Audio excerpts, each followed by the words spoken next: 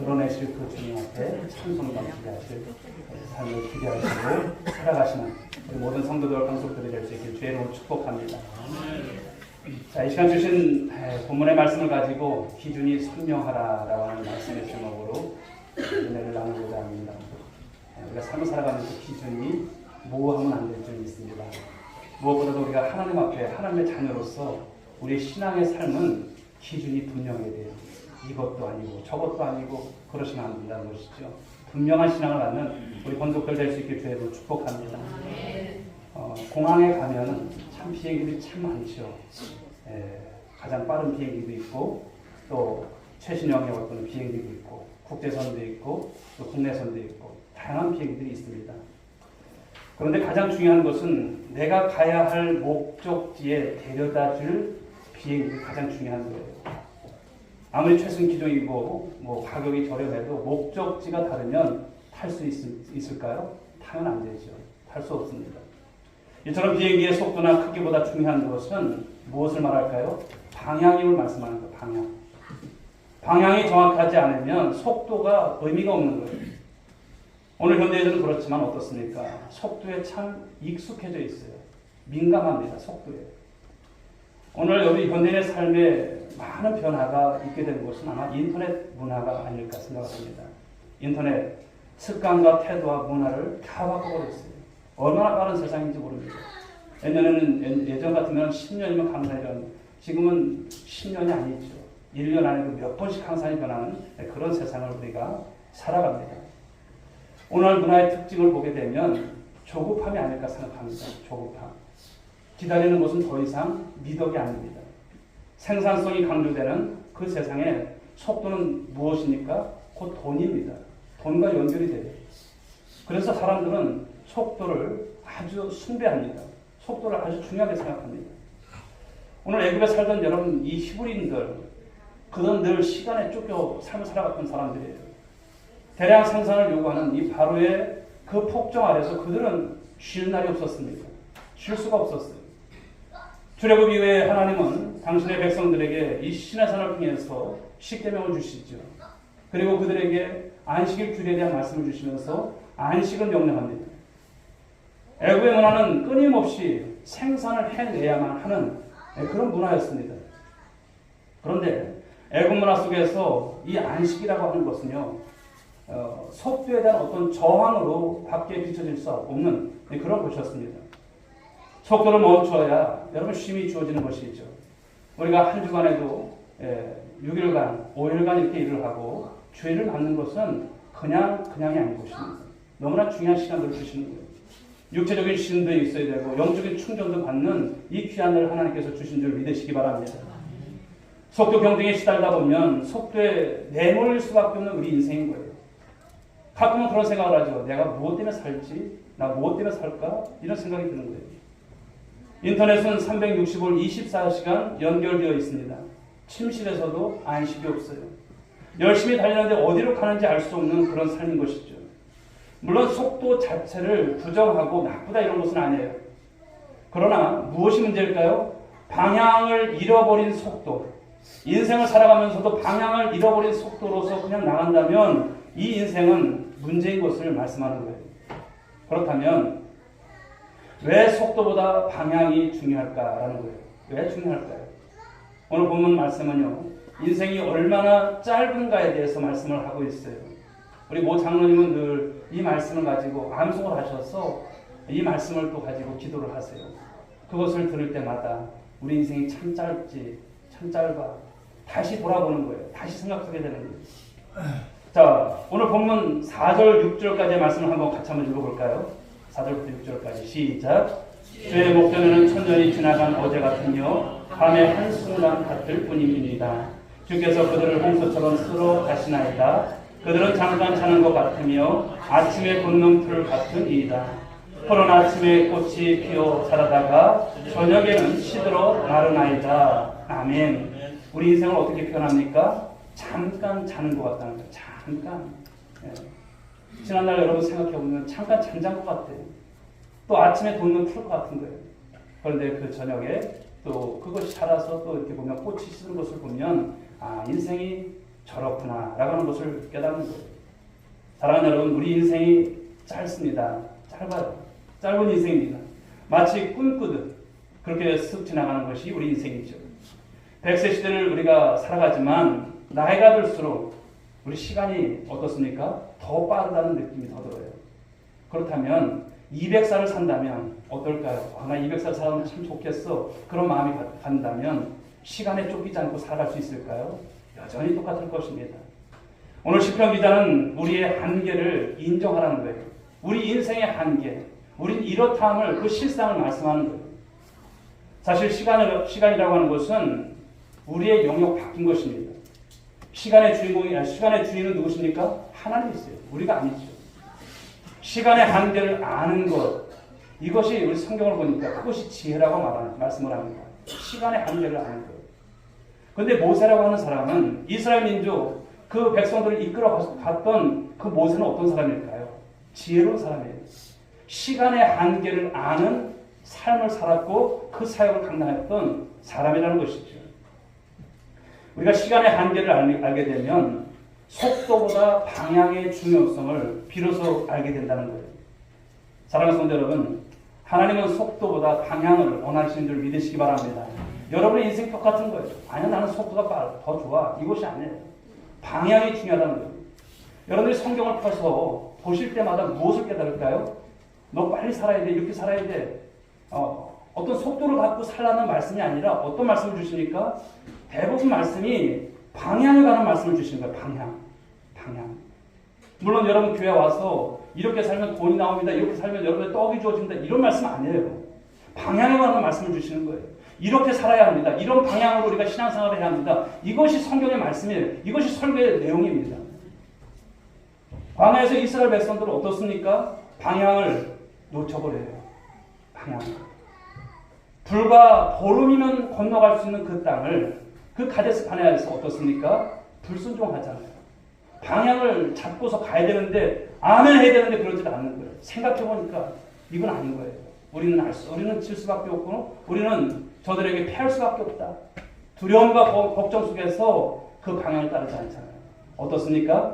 하나님께서 그들이 40일 정탐한 날 술을 가지고 1일을 쳐서 40년간 그 땅에서 방황하다가 그 광야에서 방황하다가 끝나는 인생으로 여러분 그들을 이끌어가지 않습니까? 오늘 본문 말씀을 보게 되면 이제 모세의 시입니다만 모세가 어떤 사람인가를 말씀하죠. 성경에 그를 이르를 때에 모세는 온유한 사람으로 알려져 있습니다. 온유하다. 그런데 우리가 이 말씀에 대해서 몇 차례 많이 들었습니다만 온유하다는 게 뭘까요? 그냥 우유부단한 것일까요? 유약한 것일까요? 그런 것이 아닙니다. 어떤 외적인 환경에도 요동치 않는 바로 내적인 견고함을 가지고 있었던 모세임을 말씀하는 거예요. 만약 모세에게 이 온유함이 없었다면 어떨까요? 모세가 한 성격 하지 않습니까? 그 성격을 했다면 어떻게 되었을까요? 안 되는 것입니다.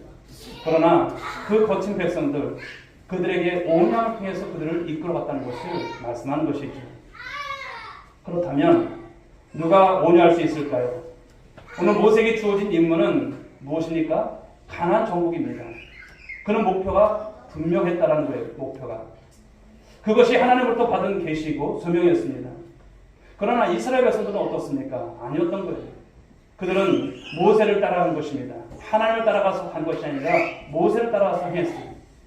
그래서 상황이 어려워지면 모세에게 시비를 걸고 조금만 어려워져도 애굽으로 돌아가겠다고 옛날이 좋았어 이러는 거예요. 즉 이스라엘 백성들은요 방향보다 속도를 원하는 백성들이었어요.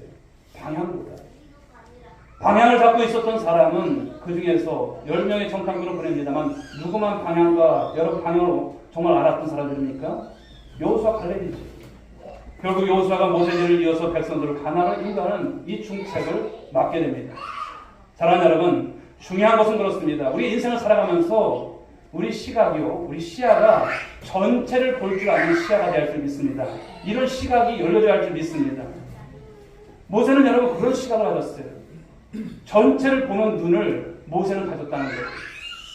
이것을 우리가 이르러서 통찰이라고 합니다. 통찰. 넓게 보는 거예요. 전체를 보는 거예요. 자, 본문 10절 말씀을 한번 보겠습니다. 읽어볼까요? 시작. 우리의 연수가 70이요 강건하면 80이라도 그 연수의 자랑은 수고와 슬픔뿐이요 신속히 가니. 예, 우리가 바라나이다. 자, 이것이 어떤 말씀일까요? 전체를 보며 하는 말씀이에요. 전체를 보면서 우리가 신앙생활하면서 여러분 겸손해야 할 줄 믿습니다. 할렐루야. 겸손하셔야 돼요. 겸손이라고 하는 것이 무엇일까 생각을 해봅니다. 그것은 시간을 통해서 만들어지는 것입니다.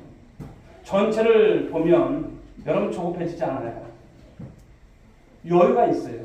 신앙생활도 마찬가지예요. 앞만 보니까 조급해지는 거예요. 그냥 끝나는 것처럼 생각되는 거예요. 전체를 보게 되면 여유가 있고요. 조급하지 않는데요. 지금 당장 생각한 대로 돌아가지 않아도 불평하지 않아요. 여호수아는 여러분 모세의 이 시종으로서 40년간을 순종하면서 따랐던 사람이에요. 40년 동안 순종한다는 것이 쉬워요? 쉽지 않죠. 그러나 성경을 보게 되면 예수님의 제자 중 한 사람이었던 가룟 유다는 어떨까요? 3년도 따라가지 못했어요. 왜 그렇습니까? 예수님이 가고자 하는 방향과 자신이 가고자 하는 방향이 다른 거예요. 그렇다면 예수님을 따라가야 하는 것이 방향이 맞지 않습니까? 그런데 아닌 거예요. 자기가 생각할 때는 답이 없는 거예요. 이러다가 내 신세도 이렇게 되겠구나. 그런 생각을 먼저 하는 거예요. 그렇습니다. 방향이 다르면 함께 할 수 없는 것이죠. 여러분 신앙의 길이라고 하는 것이 무엇일까요?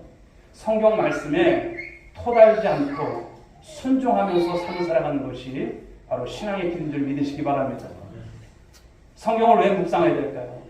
자, 금년 우리 한 해 성경 통독의 해로서 정하고 나갑니다만 왜 묵상을 하면서 성경을 매일 3장, 4장, 2장 이렇게 읽을까요? 그것은 하나님의 생각을 우리 안에 채우기 위함인 줄 믿으시기 바랍니다. 그냥 읽는 것이 아니에요. 성경을 보면 누구의 말씀이 들려줍니까? 하나님의 말씀입니다. 그 하나님의 생각을 내 안에, 내 심령에 채우는 시간인 거예요. 그냥 오늘은 이렇게 분량이 많아. 이것이 아니에요. 그 말씀이 귀하면요. 하나님의 음성으로 듣는다면 그 말씀의 앞에 읽고 또 읽는 것입니다. 그 시간은 어떤 시간일까요? 하나님과 같은 결을 맞추는 작업이에요. 결이 같은 거예요. 하나님은 이런 결로 가는데 나는 이 어긋나는 것이 아니라 같은 결로 나가는 작업. 내 생각이 하나님의 생각으로 바뀌어가는 그런 과정의 시간인 것입니다. 이전에 내가 걸었던 삶과 그리고 그리스도인이 된 이후에 우리의 삶은 달라야 할 줄 믿습니다. 할렐루야. 우리는 홍해를 건넌 사람들이에요. 요단을 건넌 사람들이에요. 옛날이 좋았어. 여러분 아직까지도 그런 아직 어린 신앙 가지면 안 됩니다. 우리는 도저히 이제는 이전으로 돌아갈 수 없는 인생임을 꼭 믿으시기 바랍니다. 바울의 인생을 보게 되면 바울이 얼마나 선명한 사람인지를 말씀하죠. 그 방향을 그는 우리에게 제시합니다. 빌립보서 3장 14절 말씀 읽어볼까요? 시작.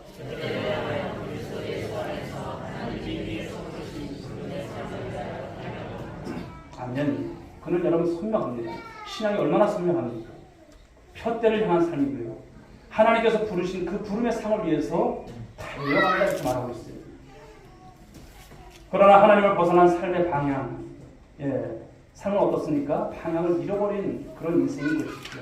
10편 14편 1절 말씀 봅니다. 같이 읽어보겠습니다. 시작. 어리석은 자는 그의 마음에 이르기를 하나님이 없다 하는도다. 그들은 도태하고 그 행실이 가증하니 선을 행하는 자가 없도다. 아멘. 어리석은 사람이 뭐라고 말합니까? 하나님 있대요? 없대요. 하나님 없다는 거예요. 원어로 해석하면요. 이 하나님이 없다고 하는 것은 원어로 해석하면 쉽게 잘못된 길로 인도함을 받는 사람이라는 거예요. 쉽게 잘못된 길로 인도를 받는 사람. 왜 쉽게 여러분 잘못된 길로 인도를 받을까요? 무엇 때문일까요? 명확한 기준이 없기 때문에 그래요. 선명한 기준이 없기 때문에 그래요. 기준이 없으니까 그냥 하나님 없는 줄 알아요. 우리 신앙생활 할 때도 여러분 그 기준이 없을 때 뭐 하는 거예요? 하나님께서 나를 버리셨나 이렇게 생각이 드는 거예요. 여러분 하나님이 누구십니까? 하나님은 절대 기준이 되는 분이심을 믿으시기 바랍니다. 절대 기준이 있어요. 절대 선이십니다. 하나님이 없으면 기준이 없는 삶을 살아가는 것이고요. 기준이 없으면 자기 생각대로 자기 마음대로 삶을 살아가는 거예요. 하나님이 없다고 하는 사람들을 보십시오. 코스에서 다 벗어나요. 육상 경기를 볼 때 여러분 실격이 어떻게 실격이 됩니까? 그 라인을 따라서 뛰어야 되는데 그 코스를 벗어나면 실격입니다. 하나님을 인정하지 않는 사람들, 그들의 여러분 가장 큰 불행이 뭘까요? 방향이 없다는 거예요. 방향. 한 해를 시작했지만 왜 살아가는지도 몰라요. 내가 무엇 때문에 살아가는지도 몰라요. 그런 사람들과 대화를 해보면 금방 느낄 수 있지 않습니까? 왜 무신론자들이 악을 쓰고 하나님이 없다고 주장을 할까요? 자기가 하고 싶은 대로 살 수 없기 때문에 악을 써요. 그러나 하나님을 부정하면 마치 더듬이를 떼어버린 개미와 같은 거예요. 개미가 더듬이가 없으면 어떻습니까? 방향을 못 찾아요. 끝나는 인생인 것입니다. 금세 방향을 잃고 헤매는 것이죠. 가끔 이런 질문을 하곤 합니다. 먹기 위해 사느냐? 살기 위해서 먹느냐? 여러분 뭘까요? 어떤 것이 정답일까요? 어떤 분들은 그래요. 다 먹자고 하는 일인데 뭘 그렇게 따지냐고. 다 먹자고 하는 일이에요. 그러나 인간은 여러분 동물과 다르죠. 단순히 먹기 위해 사는 것이 아니라 살기 위해서 먹는 거예요. 살기 위해서. 중요한 것은요. 그런데 무엇을 위해서 살려고 먹느냐에 대한 우리가 답을 가져야 되는 것이죠. 존재의 목적입니다. 저런들이 그냥 사는 것이 아니라 존재가 무슨 존재인지를 아는 것. 무엇을 위해서 살 것인가라고는 이 질문은 사실 쉽진 않아요. 동서양 여러분 하는 이제 이런 철학과 문학도 세상의 어떤 학문도 이 질문에 대한 확실한 답을 줄 수 있을까요? 많은 철학자들이 이것에 대한 답을 찾고자 하지만 다 못 찾아요. 때문에 많은 사람들이 이 질문에 대한 답을 내리지 못한 상태에서 그냥 살다가 어떻게 삽니까? 먹다가 죽는 인생으로 끝나는 거예요. 가데스바네에서 불순종했던 그들에게 내리셨던 40년, 정확히 말하면 38년의 인생, 그 광야에서 그냥 먹다가 죽는 인생으로 끝나는 거예요. 여러분, 우리는 그런 인생이 되어서는 안 될 것입니다. 할렐루야. 예수님께서 말씀하시죠. 무엇을 먹을까, 무엇을 마실까, 무엇을 입을까 하지 말라. 자, 그런데 이 말씀을 보면 그냥 예수님께서 염려하지 말라 이런 말씀일까요? 아닙니다. 염려하지 말라는 것이 핵심이 아니라 어떻게 살아야 하는지에 대한 이유, 어떻게 살아야 하는지에 대한 이 목적을 분명히 붙잡으라고 하시는 말씀을 주시는 거예요. 자, 오늘 본문 12절 말씀을 한번 보시겠습니다. 10절 밑에 12절 한번 읽어보겠습니다. 시작. 우리에게 우리 날 대상을 가르치사 지혜로운 마음을 얻게 하소서. 사랑하는 여러분, 우리의 시간은 하나님 손에 있는 줄 믿으시기 바랍니다. 내 시간이 아니에요. 하나님 시간이에요. 예. 여러분, 역사라고 하는 것은 히스토리잖아요. 그의 역사입니다. 그분의 역사예요. 그분의 시간입니다. 시간의 주인이 하나님이세요. 시간이 그냥 흘러가는 것이 아니에요. 하나님께서 그 안에서 섭리하시고 주관하시고 이끌어가시는 것을 믿으시기 바랍니다. 하나님 말씀대로 되어진다. 모든 세상 그렇게 될 것입니다. 그런데 지혜자는 이 시간의 한계를 알고 올바른 방향을 결정하는 사람이라는 것이죠. 사랑하는 여러분, 우리의 삶은 분명 한계가 있습니다. 우리의 에너지도 한정적이에요. 젊어서는 그래도 저 또한 여러분 참 젊었습니다. 그렇죠? 뭐 지금도 젊지만 그런데 옛날과 비교해보면 근력도 떨어지고 여러 가지 이제 그 인생에 있어서 거부할 수 없는 우리의 생리적인 어떤 그런 부분들이 나타나는 것을 보면 시간 속에서 내가 이렇구나 라고 하는 것을 깨닫게 되는 것이죠. 사랑하는 여러분, 그러기에 시간은 매우 중요합니다. 시간의 낭비를 없애고 후회를 줄여야 할 줄 믿습니다. 늘 지나고 나서 후회하는 인생이 되어서는 안 될 것입니다. 내가 하고 싶은 일을 다 할 수 있습니까? 없어요. 내가 그렇지만 꼭 해야 할 일들을 붙들라는 것입니다. 그럼 나 자신이 꼭 해야 할 일이 무엇일까? 오늘을 살아가면서 내가 꼭 해야 할 일이 무엇인가? 내가 무엇을 위해서 살아야 하나? 이런 부딪힘이 있어야 되는 것을 말씀하는 것이죠. 그런데 이것은 우리가 정하는 것이 아니에요. 하나님의 뜻을 먼저 발견해야 할 줄 믿습니다. 할렐루야. 하나님의 뜻을 발견합니다. 로마서 말씀을 보니까 이런 말씀을 주십니다. 12장 2절 말씀 읽어볼까요? 시작.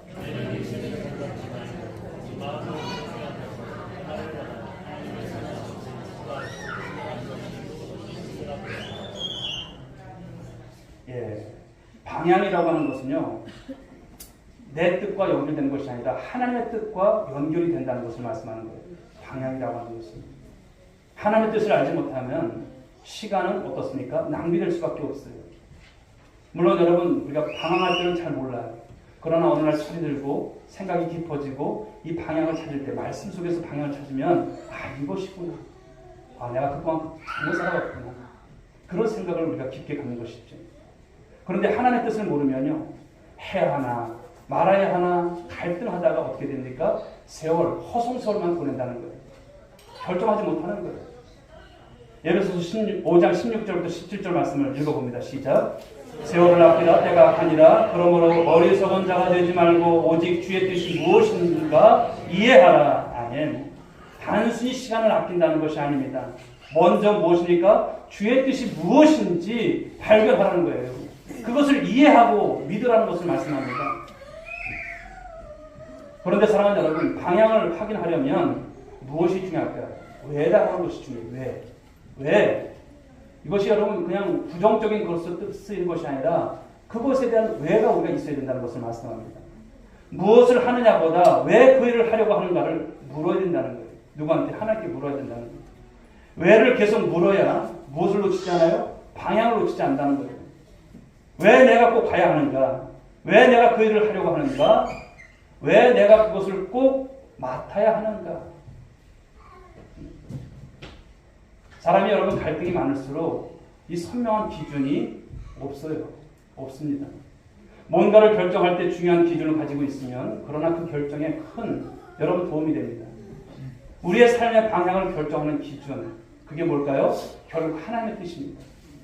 하나님께 물으셔야 되는 거예요. 여러분의 인생 여러분들이 계획 세우고 여러분들이 가는 것 같지만 하나님께 물으시면서 가는 삶이 훨씬 더 복된 줄 믿으시기 바랍니다. 그런데 성경 속에는요, 하나님의 뜻이 참 많습니다. 그 가운데서도 명확하게 두 가지를 살펴보고자 하는데요. 우리가 그것을 꼭 붙들어야 할 뜻이 있습니다. 그것은 가장 큰 계명과 가장 큰 사명입니다. 이는 다른 어떤 것들보다도 우리가 우선순위에 두어야 할 중요한 핵심 방향임을 말씀합니다.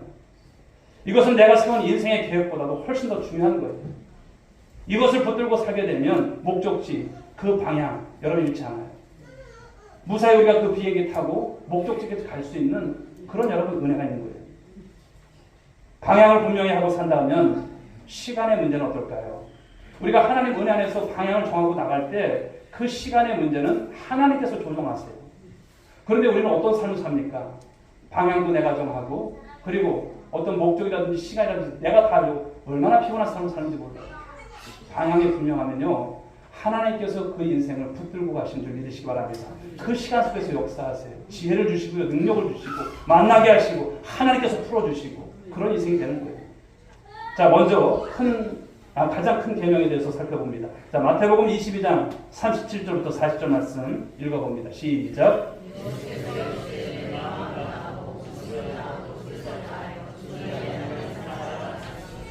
이것이 크고 첫째 되는 계명이요 둘째도 그와 같으니 네 이웃을 네 자신같이 사랑하라 하셨으니 이 두 계명이 온 율법과 선지자의 강령이니라. 아멘.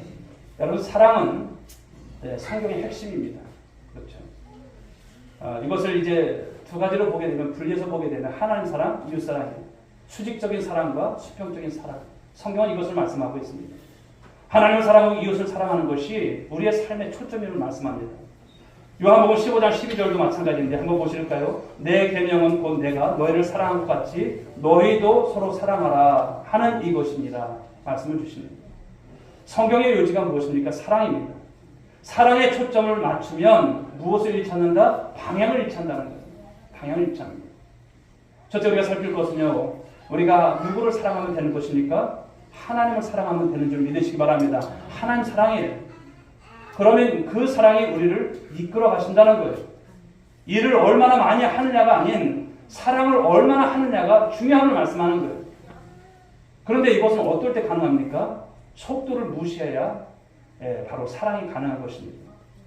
에로스 사랑은 여러분 무엇입니까? 에로스 사랑은 그냥 속도예요. 그렇죠. 그러나 아가페는 어떻습니까? 속도를 거부합니다. 좋은 친구가 되고 좋은 부부 관계가 되는 것은 시간이 요하는 거예요. 하루아침에 그냥 뜨겁게 달아오르고 끝나는 것이 아니지 않습니까? 오랜 시간 동안. 그러므로 사랑이라고 하는 것은요. 결과보다 과정임을 말씀합니다.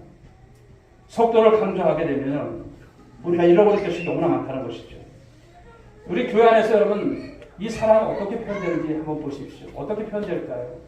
신앙이라고 하는 것이 연약한 사람을 강한 사람이 어떻게 될까요? 내치는 것이 아니라 기다려주는 거예요. 기다림이 곧 사랑임을 말씀하는 것이죠. 사랑이 많은 쪽일수록 더 많이 기다려주는 것이죠. 자녀보다 부모의 사랑이 큰 이유가 여기 있지 않을까요?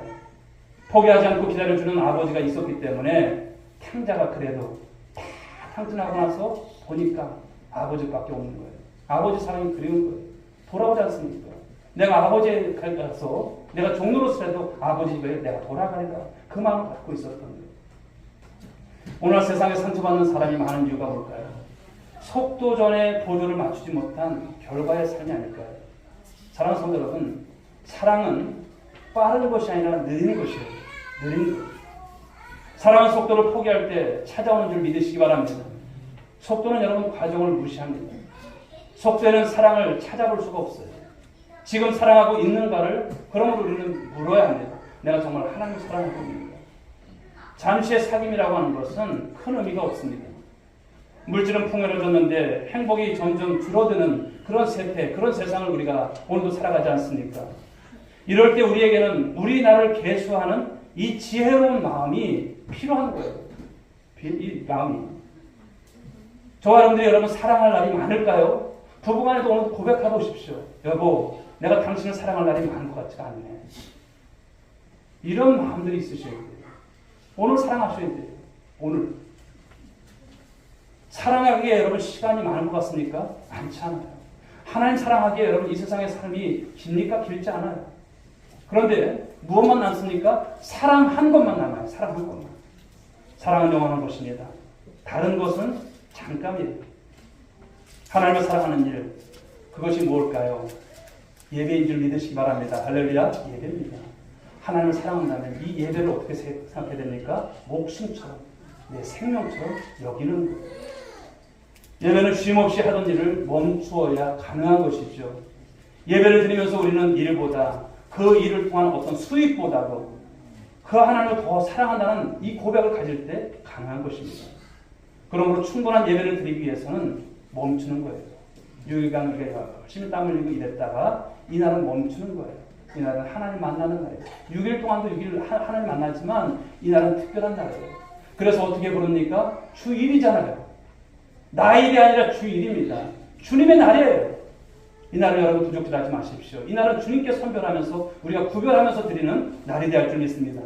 즉 바쁜 일상을 멈추고 하나님께 충분히 시간을 내어드릴 수 있는 날, 바로 이것이 바로 우리가 예배가 되고 주일신앙이 되는 것이죠. 그러므로 예배는 일시적 멈춤입니다. 즉 속도를 거부하는 것입니다. 하나님 우리에게 좀 더 천천히 살라고 말씀하세요. 이웃을 사랑하라고 살라고 말씀하십니다. 여러분 이웃을 사랑하려면 나의 시간을 멈춰야 합니다.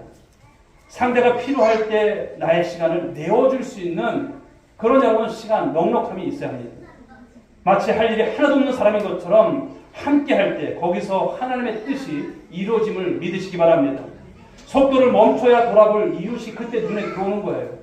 그러지 않으면 여러분, 에휴, 너도 너 인생인데 내가 언제 너를 돌아볼 버릇이 있어 이런 거예요. 그분이 예수를 믿지 않게 되는 것을 볼 때 안타까운 마음이 없는 거예요. 사람이 위대한 일을 많이 한다고 해서 위대해지는 것이 결코 아니더라고요. 사랑보다 위대한 일은 없습니다. 할렐루야. 그런데 하나님은 그 사랑을 오늘 저와 여러분에게, 우리 오늘의 성도들에게 요구하고 계세요. 그 사랑. 자, 두 번째는 가장 큰 사명입니다. 자, 마태복음 28장 18절 20절까지 말씀 읽어봅니다. 시작.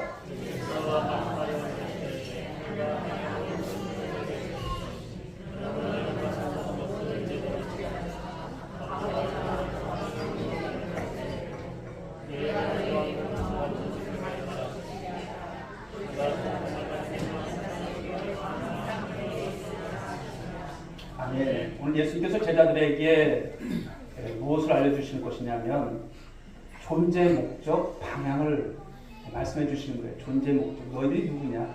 너희들이 어떤 삶의 방향을 가지고 살아가야 하느냐? 이 말씀입니다. 마치 유언과도 같은 마지막 남기신 말씀 아닙니까? 다른 일들도 우리가 해야 하지만 이 말씀에는 무엇이 있습니까? 긴박성이 있어요. 긴박성. 우선순위라고 하는 것을 말씀하죠. 전도를 하다 보면 한 영혼을 위해서 시간을 내야 합니다. 우리 오늘이 전도대 대원들 이제 아침에 문자가 딱 떠요. 오늘 몇 시에 전도합니다. 그러면 우리가 많은 시간들 또 다른 시간들도 있지만 그 시간을 또 기다리시고 또 준비하시고 나오시는 분들 보면 제가 이제 목사지만 참 감사하고 또 너무나 귀한 시간을 함께하는 모습들이 너무나 정말 고맙다는 생각이 듭니다. 사랑하는 여러분, 그렇습니다. 여러분에게 한번 물어보죠. 한 영혼을 위해서 내가 하던 일을 우리는 멈출 수 있을까요? 한 영혼을 위해서 멈출 수 있을까요? 복음이 우리 삶에 있어서 우선순위에 놓여 있는지 한번 여러분 말씀해 주실 수 있을까요? 코로나19 이후에 여러분 가난한 성도들이 참 많아졌어요. 그러니까 교회 안 나온 성도들이에요. 네. 전도를 해보면 여러분 어떻습니까? 교회 다녔는데 코로나 이후에 안 나간다는 거예요. 참 많아요. 코로나 이후에 전도와 선교의 많은 부분이 어렵고 또 막혀져 있습니다. 그러나 이런 상황 속에서도 복음만이 유일한 소망임을 믿습니다. 할렐루야. 복음만이 유일한 소망이에요. 멀리 여행을 떠나갈 때 여러분 비행기를 놓치게 되면 모든 것이 복잡해지죠. 저도 비행기를 놓쳐본 적은 없지만 그러나 낭패를 참 보는 것이죠. 그러나 긴급하지만 죽고 사는 문제는 아닙니다. 그런데 무엇입니까? 영혼을 구하는 일은 어떤 것입니까? 긴박한 거예요. 영혼을 구하는 일은 여러분 긴급할 뿐 아니라 아주 중대함을 말씀합니다. 복음을 전할 때 전하지 않으면 그 기회가 또 올까요? 오지 않을 수도 있다는 거예요. 후회라는 건 생각해 봤습니다. 후회는 어떤 것일까요? 우선순위를 놓칠 때 찾아오는 것이 후회입니다. 내가 오늘 해야 할 일을 하지 않을 때 나중에 후회가 되는 거예요. 전도와 선교를 위해서 시간을 내야 하는 것입니다. 일상 속에서 늘 복음을 전하는 일, 그 일이 우선순위가 되게 되면 우리 삶의 방향, 여러분 그것을 잡고 잘 살아가는 것입니다. 내가 할 일보다도 하나님께서 하라고 하신 일이 중요한 줄 믿습니다. 할렐루야. 이게 내가 중요한 일인데 이것보다 하나님께서 말씀하실 때는 내 일을 내려놓고 하나님의 일을 하는 것이 우선이에요. 그런데 우리는 어떻습니까?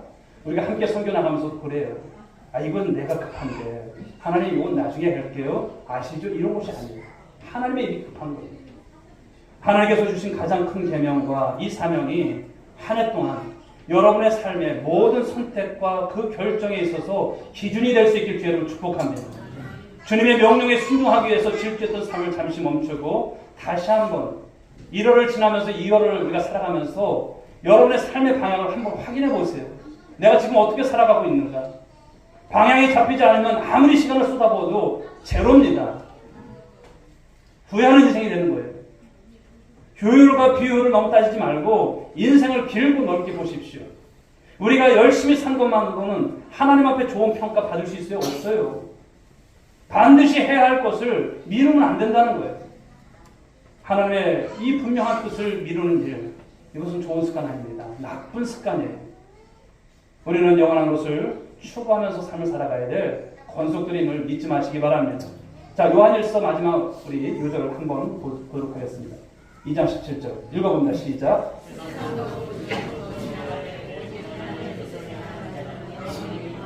아멘. 짧은 인생입니다. 그런데 어떻게 살아야 될까요? 후회함 없이 그 인생을 살아가는 인생으로 또 영혼을 붙잡고 나의 남은 인생 오늘도 기회 주신 것입니다.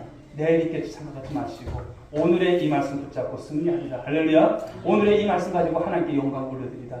나의 뜻보다도 하나님 뜻이 우선이고 그 삶을 위해서 살아가는 거야. 속도보다 무엇이 중요하다고 말씀합니까? 방향이 중요해요.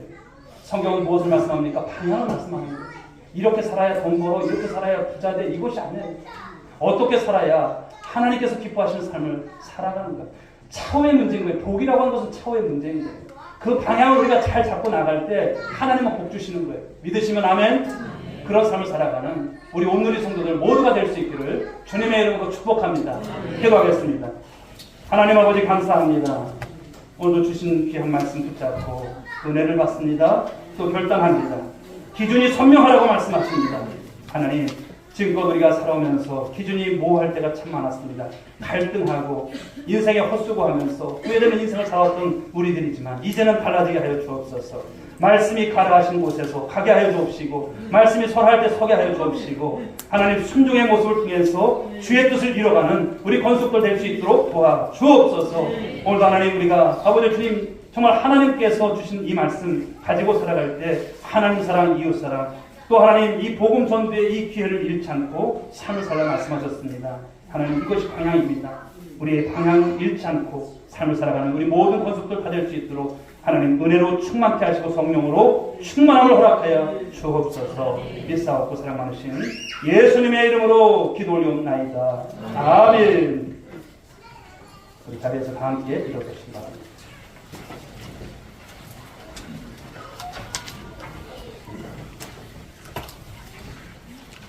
자, 우리 옆에 분들 한번 말씀을 분만해 줍시다. 기준이 선명해야 합니다. 그렇게 삽시다. 손을 찬양드리겠습니다.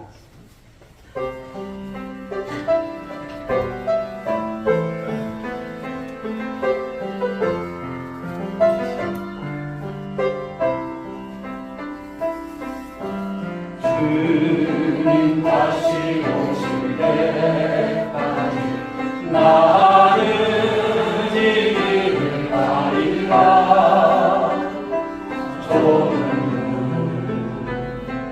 좁은 길 나의 십자가 지고 나의 가는 길 끝에서 나는 주님을 보리라. 영광의 내 주님